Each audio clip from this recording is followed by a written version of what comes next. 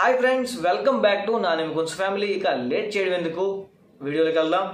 ఆదివారం with star మా పరివారం నిన్నటి ఎపిసోడ్లో నిఖిల్ వచ్చిన విషయం అందరికీ తెలిసిందే. ఇక నిఖిల్ వస్తే ఏమవుద్ది, కావ్య మీద పంచులే పంచులు. సో ఆ విషయాల గురించి మనమైతే ఇప్పుడు మాట్లాడుకుందాం. వీడియోనైతే స్కిప్ చేయకుండా చివరి వరకు చూడండి. ఇక మనం మ్యాటర్లోకి వెళ్తే, అక్కడికి నిఖిల్ ఎంట్రీ అవ్వగానే పటాస్ సరి అయితే అక్కడ దగ్గరికి వెళ్ళైతే షేక్ హ్యాండ్ ఇస్తూ, ఇప్పుడు నేను కూడా పెద్ద ట్రెండింగ్ అయిపోతాను, ఎందుకంటే నిఖిల్తో ఏ చిన్న పాయింట్ వచ్చినా సరే అది బాగా ట్రెండ్ అయిపోతుంది అని చెప్పి అయితే పంచ్ అయితే వేస్తాడు.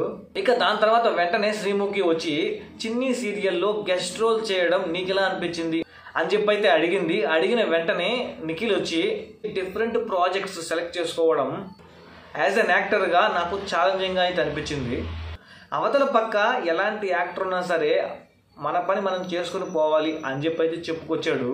దానికి పటాసరి గమ్ముకుంటాడా. వెంటనే నిఖిల్ గురించి ఆయన నటన ఒక అద్భుత కావ్యం, ఆ కావ్యాన్ని ఎక్కడ భర్జినా తప్పులేదు అని చెప్పి అయితే సెటైర్ అయితే వేస్తాడు. దాని తర్వాత మళ్ళీ శ్రీముఖి వచ్చి ఇంకొక క్వశ్చన్ వేస్తుంది.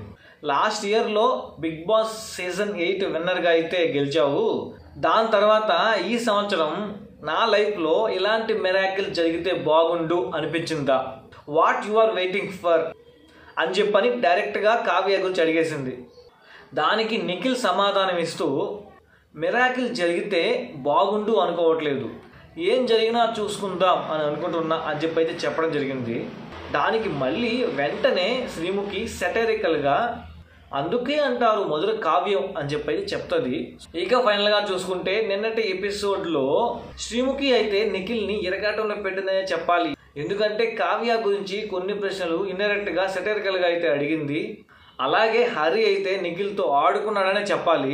అలాగే మీకు ఎలా అనిపించిందో కింద అయితే కామెంట్ చేయండి. ఇంతే ఫ్రెండ్స్ ఈ వీడియోలో. మరి నెక్స్ట్ వీడియోతో మీ ముందుకు మంచి కంటెంట్తో మంచి ఇన్ఫర్మేషన్ అయితే వచ్చేస్తాను. Until then thank you, bye bye.